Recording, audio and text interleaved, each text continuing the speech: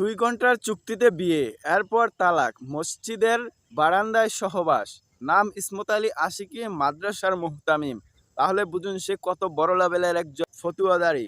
একজন মুসলমান যদি আরেকজন মুসলমানের কাছে নিরাপদ না হয়, তাহলে আমরা সাধারণ পাবলিক কি করব? বর্তমান সমাজে এটাই চলতেছে। নাম ইসমত আলী আশিকি, ফতুয়া দিয়ে 2 ঘন্টার চুক্তিতে বিয়ে করে, এরপর দিয়ে দেন তালাক।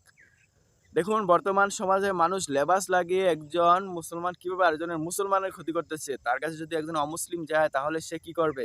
এই মহিলা তার স্বামীর সাথে বাকবিতণ্ডা হোক, এবার তালাকের বিষয় হোক, সমস্যা হতেই পারে। আমরা সাধারণ পাবলিক যদি সমস্যা হলে আমরা একজন বিজ্ঞ আলেমের কাছে যাবো, এটা স্বাভাবিক। যাওয়ার পর তার কাছে যদি আমরা সমস্যার বদলে বিপদের সম্মুখীন হই, তাহলে সাধারণ পাবলিক কি হবে? আপনারা এই ভিডিওটি বেশি বেশি করে শেয়ার করুন যে বর্তমান সমাজে একজন হুজুর কি করতেছে।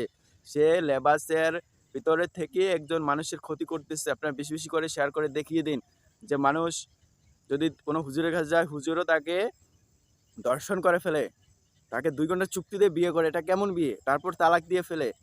কোনো কামিনের নাই, কিছু নাই। আপনারা বেশি বেশি করে ভিডিওটি শেয়ার করুন যে একজন হুজুরও 2 ঘন্টার চুক্তিতে বিয়ে করে তাকে তালাক দিয়ে ছেড়ে দিচ্ছে। বেশি বেশি করে শেয়ার করে সব উলটপালট